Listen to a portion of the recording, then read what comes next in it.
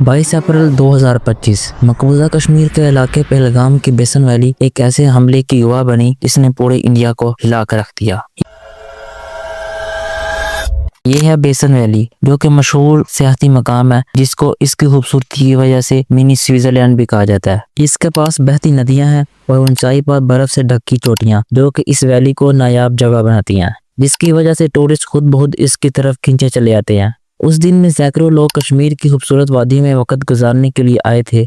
कोई पूरे साल की सेविंग के बाद यहाँ पर अपने खानदान के लोगों के साथ वक्त गुजारने के लिए आया, तो कोई अपने बेटे के अच्छे नंबर लेने पर यहाँ गंवाने के लिए लाया। किसी ने अपनी नई शादी का आगाज कश्मीर की खूबसूरत वादियों से करना चाहा, तो कोई गर्मी से परेशान होकर यहाँ पर चला आया। हर तरफ बस खूबसूरती और खुशहाली थी। किसी को नहीं था पता कि कुछ ऐसा होने वाला है जिससे कश्मीर की पुरसकून फजा खौफ की फजा में बदल जाएगी। जब सब लोग अपनों के साथ कश्मीर की खूबसूरत वादियों में वक्त गुजार रहे थे, तभी 5 से 6 दहशतगर्द इंडियन फौज और पुलिस का लिबास पहन कर आते हैं और सबसे पहले शबनम पर बंदूक तान कर पूछते हैं कि तुम हिंदू हो या मुसलमान। दहशतगर्दों को बंदूक ताने देकर शबनम और उसकी बीवी घबरा जाते हैं। इतने में दूसरा दहशतगर्द बोलता है कि तुम हिंदू हो या मुसलमान। शबनम डरते डरते बोलता है हिंदू, जिससे इसको कत्ल कर दिया जाता है। इसके बाद दहशतगर्द पूरी वादी में फैलकर हिंदुओं को चुन चुन कर कत्ल करना शुरू करते हैं। हत्ता कि सैयद आदिल अब्बास, जो कि वहाँ का राशि था, जो वहाँ पर लोगों को खच्चर पर घुमाने का काम करता था,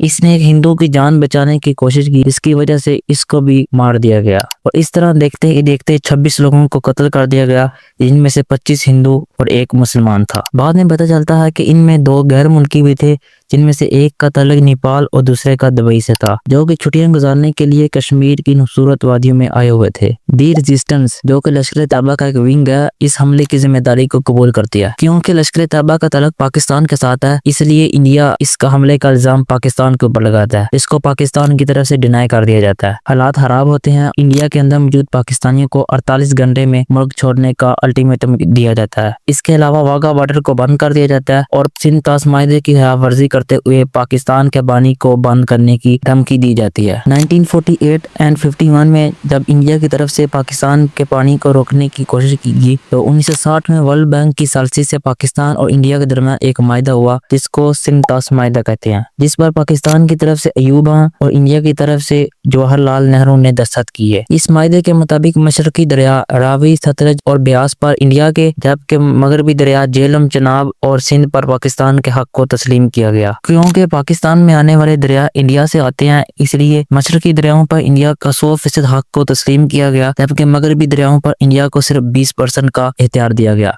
जबकि 80% का इख्तियार पाकिस्तान को दिया गया। याद रहे कि इंडिया मगरबी दरियाओं के पानी को जरूरत के मुताबिक इस्तेमाल कर सकता है, लेकिन मगरबी दरियाओं के पानी को कम या ज्यादा करने का इंडिया को कोई इख्तियार नहीं दिया गया। सिंध ताश माहे की धमकी के बाद पाकिस्तान ने इंडियन एयरलाइंस पर पाबंदी लगा दिया, जिसकी वजह से इंडियन एयरलाइंस को $6 अरब का नुकसान हो सकता है। और साथ में पाकिस्तान की तरफ से शिमला माहे को भी खत्म करने की धमकी दी गई। शिमला माहा पाकिस्तान और इंडिया के दरमियान 1972 में इंडिया के मशहूर शहर शिमला में हुआ, जिसमें पाकिस्तान की तरफ से जुल्फकार अली भुट्टो और इंडिया की तरफ से इंदिरा गांधी ने इस पर दस्तखत किए। इस माहे के मुताबिक पाकिस्तान और इंडिया कश्मीर जैसे हसास मसले को आपस में हल करने की कोशिश करेंगे और साथ में लाइन ऑफ कंट्रोल को कबूल करेंगे। इंडिया में इस तरह का इंसिडेंट पहली दफा नहीं हुआ। इसी तरह का वाकया 26 नवंबर 2008 को मुंबई शहर में हुआ, जिसमें 10 से 12 लोगों ने मुंबई शहर के 8 से 10 अलग अलग जगहों पर लोगों को गोलियां मारना शुरू की, जिससे देखते ही देखते 160 से ज्यादा लोग मार दिए गए। इसके अलावा 300 से ज्यादा लोगों को जख्मी कर दिया गया, जिनमें से गैर मुल्की भी शामिल थे।